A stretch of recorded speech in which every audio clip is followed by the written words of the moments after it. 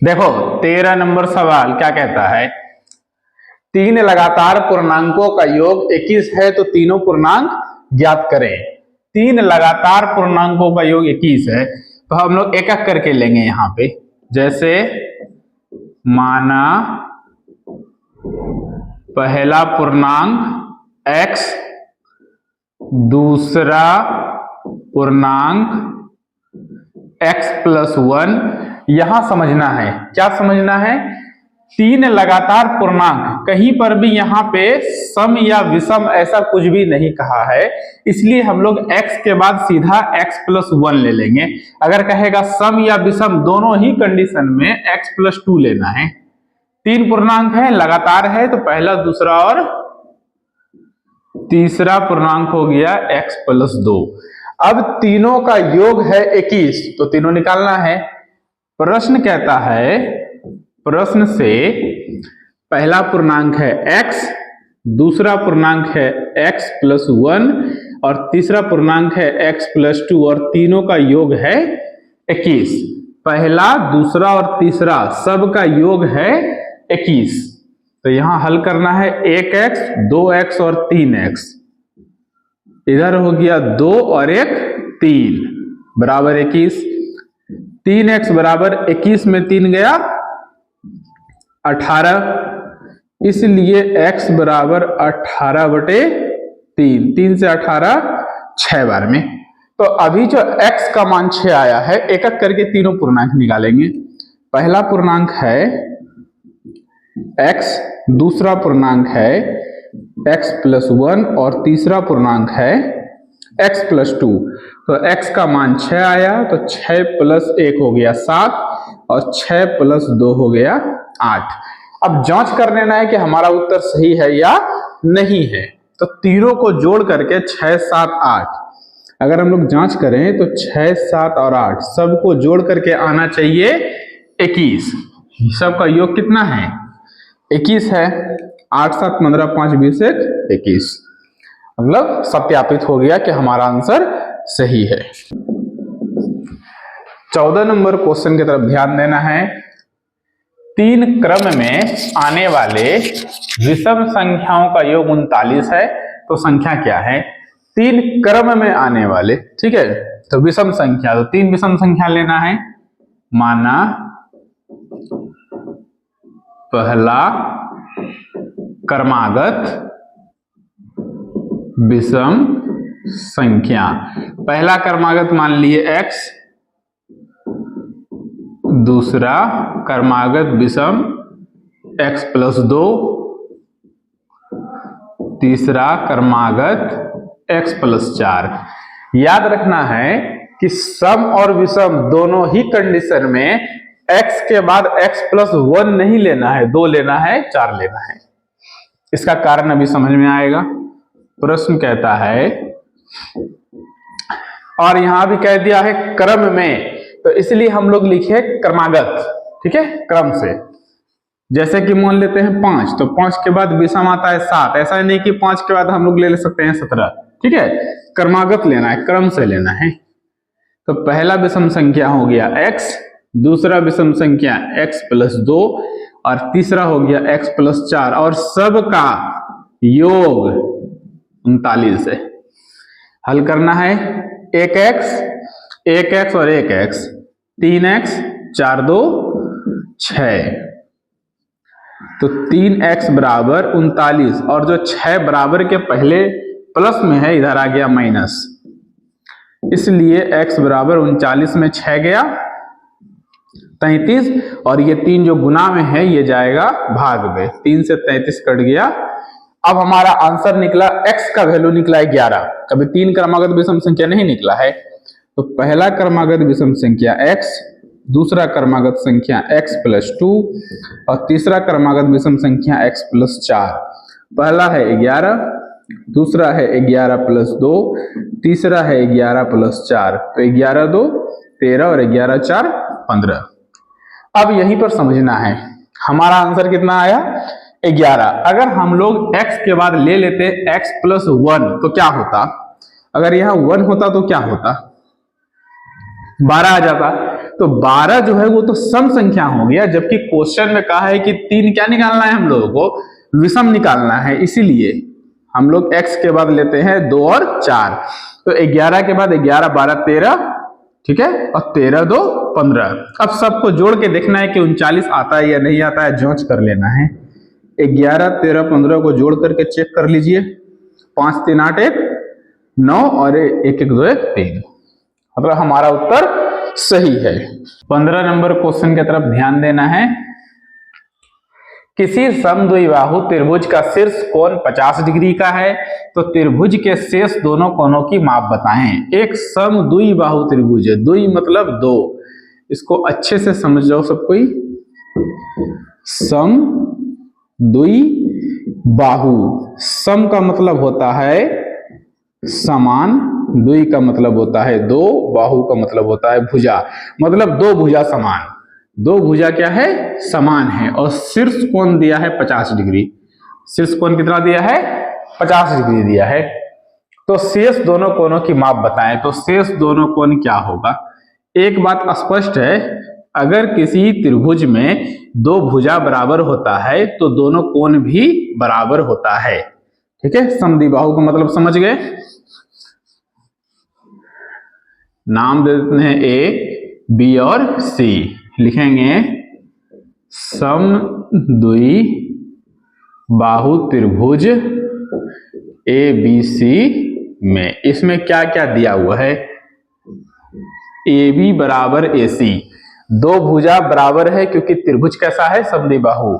अगर दो भुजा बराबर है तो दोनों कोण भी बराबर होगा।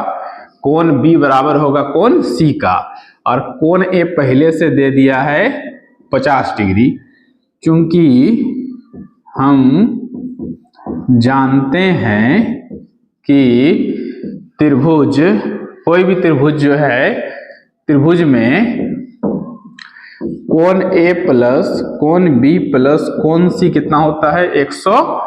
तीनों कोणों का, तीनों अंतः कोणों का योग होता है 180 डिग्री, जिसमें ए पहले से दिया है 50 डिग्री। अब बी और सी है तो बी को रहने देते हैं, और सी के बदले में हम लोग क्या लिख सकते हैं, सी के बदले में लिख सकते हैं बी, क्योंकि सी बराबर है बी के। ये 50 इसमें माइनस हो जाएगा, तो बी प्लस बी 2b, और 180 में 50 चला गया 130, तो कोण बी बराबर 130/2, 65 डिग्री, ठीक है। ये जो 65 डिग्री निकला ये बी का निकला, और बी बराबर है सी के, इसलिए कह सकते हैं कि कोण सी बराबर भी कितना डिग्री।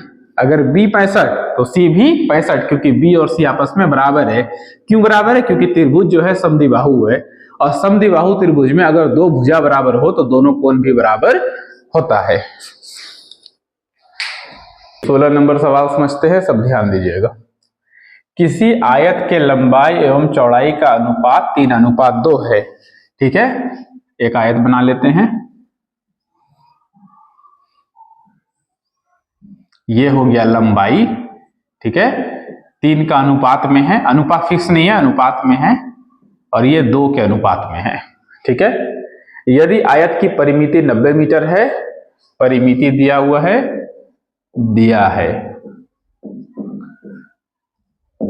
परिमाप, परिमिति, परिसीमा सब एक ही है। परिमाप है 90 मीटर। तो लंबाई और चौड़ाई ज्ञात करें, ठीक है। तो अनुपात दिया है, अनुपातिक मान है, तो हम लोग जानते हैं आयत का परिमाप बराबर 2 गुना लंबाई प्लस चौड़ाई।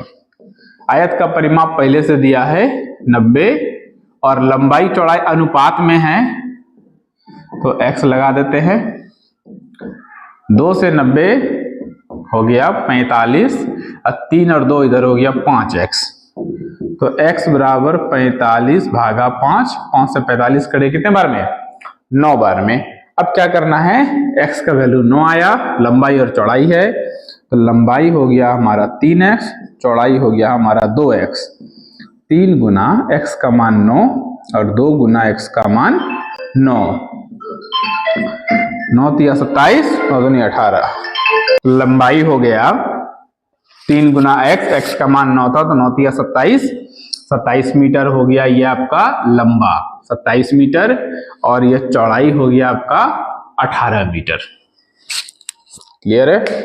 17 नंबर सवाल को समझना है। सलमा की उम्र उसके पिता के उम्र के 1/3 से 5 वर्ष कम है।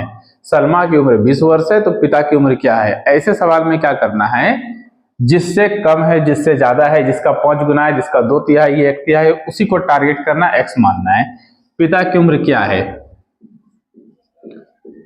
माना पिता की उम्र x वर्ष, पिता की उम्र x वर्ष। सलमा की उम्र उसके पिता के उम्र के 1/3, तो अगर पिता x है तो सलमा कितना है?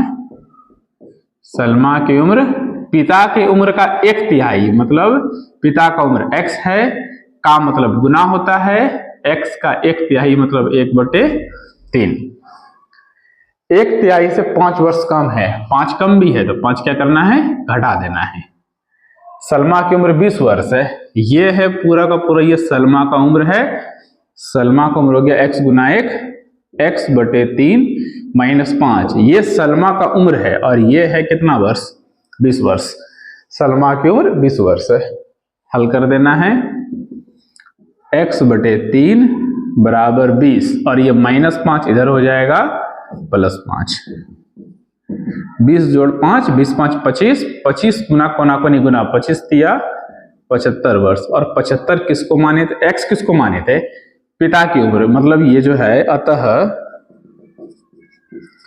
सलमा के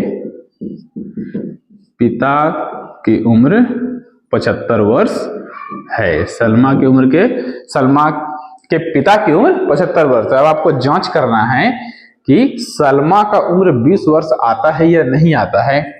तो सलमा का उम्र था, उसके पिता का जितना भी उम्र है उसका 1/3 मतलब उसको 3 से भाग देंगे, तो 75 को 3 भाग करेंगे तो 1 भाग कितना आया? 25 आया। और 3 से भाग के 5 घटाना भी था तो 5 घटा देंगे तो 25 में 5 गया, तो 20 किसका उम्र आया? सलमा का आया, जो कि पहले से दिया हुआ था। सलमा का उम्र 20 वर्ष है। अब हम लोग 18 नंबर सवाल देखेंगे, ध्यान दीजिए 18 पे। विक्रम ने 8 कुर्सी 2 मेज खरीदने में 2900 रुपया खर्च किए। एक मेज की कीमत 450 रुपये है। बढ़िया समझते हैं। तो एक कुर्सी की कीमत क्या है? 8 कुर्सी, माना क्या कह रहा है? एक मेज की कीमत दिया हुआ, एक कुर्सी की कीमत क्या है? माना एक कुर्सी की कीमत x रुपया, ठीक है। तो 8 कुर्सी 2 मेज, एक कुर्सी का 1x, तो 8 कुर्सी का 8x प्रश्न से, और 2 मेज प्लस 2 मेज, तो एक मेज का 450, तो 2 मेज का 450 का डबल, अब कुल मिला के उसको पैसा लग गया 2900। ऐसा समझ में? क्या किए? एक कुर्सी का कीमत 1x, तो 8 कुर्सी का कीमत 8x, 2 मेज का, एक मेज का 450, तो 2 मेज का 900 रुपया, गुना कर देंगे डबल 900 हो जाएगा। सब मिला के पैसा खर्च कितना हुआ? 2900 रुपया खर्च हुआ। हल कर देना है, 8x बराबर 2900, और ये जो बराबर के पहले 4.5 दूनी 900 प्लस में था, इधर आ गया, तो x बराबर 2900 में 900 गया और 2000/8। हल कर देना है, 8 से कट गया, कितना आया? 8 दूनी 16, 4 40, 8 पंचे 40, 250 रुपया निकल गया।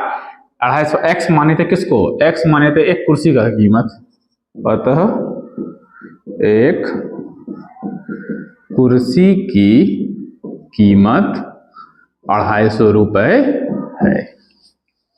अगला क्वेश्चन देखिए 19 नंबर।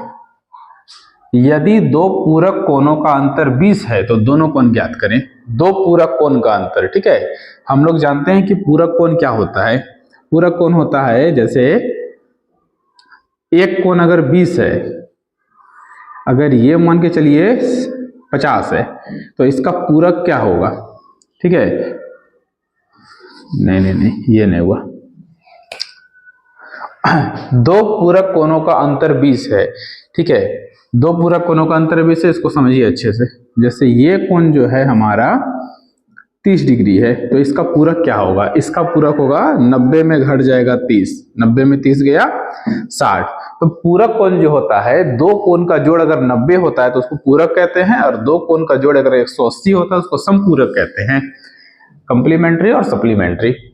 तो दो पूरक कोणों का अंतर 20 है, तो माना एक पूरक कोण, पहला वाला जो पूरक कोण है उसको क्या मान लिए? x, तो दूसरा जो है, दूसरा अपने आप हो जाएगा 90 माइनस एक्स। अगर मान के चलते हैं एक हमारा 40 है तो अगला हो जाएगा 90 माइनस 40, इसलिए पता नहीं है कितना है तो क्या मान लिए? x, तो अगला हो गया 90 माइनस एक्स। अब प्रश्न कहता है कि दो पूरक कोणों का अंतर, इसको ध्यान समझना है, अंतर, तो पहला कोण है x और दूसरा कोण है 90 माइनस एक्स। दोनों का अंतर मतलब माइनस, अंतर मतलब माइनस, अंतर जो है 20 है, अंतर कितना है? 20 डिग्री है। तो x माइनस 90 और माइनस माइनस प्लस x बराबर 20 डिग्री। तो x प्लस x 2x, और ये माइनस 90 उधर प्लस हो गया, तो 110, 2 से कट गया 55 डिग्री। अगर x हमारा 55 है तो 90 में 55 गया 35 है। ठीक है, अगर एक 55 है तो दूसरा अपने आप 90 में 55 घट गया तो कितना आया? तो ये दोनों, अब दोनों को जोड़ के देखिए 90 पुरता है, 5 5 10, 5 3 8 9, 90 पुर गया। दो कोण का जोड़ 90 होगा तो उसको पूरक कहेंगे, और 180 होगा जोड़ करके तो संपूरक कहेंगे। देखिए 20 नंबर क्वेश्चन समझिए अच्छे से। कोई कोण अपने पूरक कोण का 1/4 है, अपने पूरक कोण का 1/4 है, माना कोण बराबर x, तो पूरक कितना हो जाएगा? पूरक कोण 1/4 है। तो अगर कोण x है तो इसका पूरक क्या है? इसका पूरक है 90 माइनस एक्स। कोई पहला कोण x है तो दूसरा कोण हो गया, उसका पूरक हो गया 90 माइनस एक्स, और अपने पूरक का, पूरक कोण का 1/4 का मतलब गुना, ये पूरक है, और पूरक कोण का मतलब गुना 1/4 मतलब 1/4। तो कोण बताइए। तो प्रश्न हो गया, प्रश्न से ये जो कोण है ये अपने पूरक का 1/4 है, हल कर देना है। 4 गुना x, 4x बराबर 90 माइनस एक्स, तो 4x माइनस इधर आ गया प्लस हो गया बराबर 90, 4 और 1 5x बराबर 90, तो x बराबर 5 से 90 हो गया 18 पंचे 90। अगर आपका ये x हो गया 18 तो हल कर देना है, तो पूरा कितना निकला? 90 माइनस 18 को हल करके जो भी आएगा उसका 1/4, तो 90 में 18 गया 68, 68/4, नहीं 68 कैसे हो गया? 72 हो गया, 72 8 80 10 90, 72 कट गया, कितना हुआ? अभी 18 अपने आप आ जाएगा हल करके, 18 चौके 72, दोनों मैच कर गया। चलिए 21 नंबर क्वेश्चन पे ध्यान देना है। एक बगीचे में आम का पेड़ अमरूद का पेड़ से 43 कम है। देखिए हम क्या बताए थे कि जिसको टारगेट कर रहा है, कह रहा है कि आम का जो पेड़ है अमरूद के पेड़ से, मतलब किससे? अमरूद के पेड़ से, इसी को मानेंगे x, 43 कम है। तो माना अमरूद का पेड़ x, माना अमरूद के पेड़ों की संख्या x, तो आम का पेड़ कितना हो गया? कह रहा है कि आम का जो पेड़ है वो अमरूद से 43 कम है, तो अमरूद तो x हो गया और इससे 43 कम है तो कितना हो गया? x minus 43। बगीचे में दोनों मिलाकर 133 पेड़ है। प्रश्न कहता है, प्रश्न से कि आम प्लस अमरूद दोनों का जो पेड़ है वो कितना है? 133। तो आम हो गया कितना? x माइनस 43, और अमरूद कितना? x बराबर 133। 33, तो x जोड़े x, 2x बराबर 133 और माइनस 43 हो गया प्लस 43, ये हो गया 3 3 6 4 3 7 176, तो x बराबर 176 बटे 2, 2 बटे 16, 88 पेड़, 88 पेड़ निकला x। अब आम है कि अमरूद है, तो x किसको माने हैं, अमरूद के पेड़ों की संख्या x, तो 88 हो गया अमरूद। अतः अमरूद के पेड़ों की संख्या हो गया 88, टोटल है 133, तो 133 में 88 माइनस कर लेंगे तो आम हो जाएगा, 12 में 8 गया 4, 45। आम के पेड़ों की संख्या 45, दोनों को जोड़ के चेक कर लेना है कि 133 आ रहा है ना, 8 5 13, 8 4 12 13 आ रहा है, मतलब हमारा दोनों आंसर सही है। चलो एक लास्ट क्वेश्चन और है इस एक्सरसाइज का, 22 नंबर, इसको समझते हैं। एक व्यक्ति की उम्र उसकी पुत्री के उम्र का चौगुना है, ठीक है, पुत्री को इसमें टारगेट करना है, पुत्री की उम्र का चौगुना है, तो पुत्री का उम्र x मानेंगे, माना पुत्री की उम्र कितना वर्ष, x वर्ष। अब व्यक्ति की उम्र कितनी हो जाएगी, व्यक्ति या पिता कहता है एक व्यक्ति की उम्र पुत्री की उम्र का चौगुना है, अगर पुत्री जो है 5 साल की है तो व्यक्ति कितना है, 5 चुके 20 साल का, 4 गुना है। तो अगर पुत्री x है तो व्यक्ति कितना है या उसका पिता कितना है, 4x।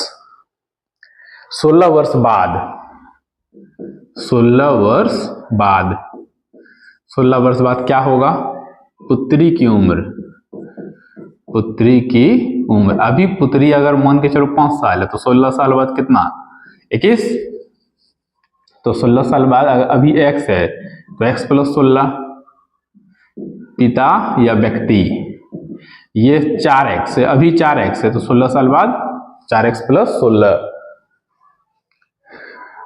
16 वर्ष बाद वह अपनी पुत्री की उम्र का दुगना हो जाएगा, किसका दुगना हो जाएगा, पुत्री की उम्र का। तो पिता जो है 4x प्लस 16 है और पुत्री है x प्लस 16, और इस जो पुत्री है इसका दुगना हो जाएगा कौन, पिता। हल कर देना है, 4x किसका दुगना, पुत्री का दुगना के लिए पुत्री में 2 से गुना किया, ये पुत्री का उम्र है, 2x प्लस 16 दूनी 32, 4x में 2x घट गया, 32 में 16 घट गया, 2 से 16 x 8 है, x किसको माने हैं, पुत्री। अतः पुत्री की उम्र 8 वर्ष है और पिता की उम्र 4 गुना, तो 8 चौके 32 वर्ष है।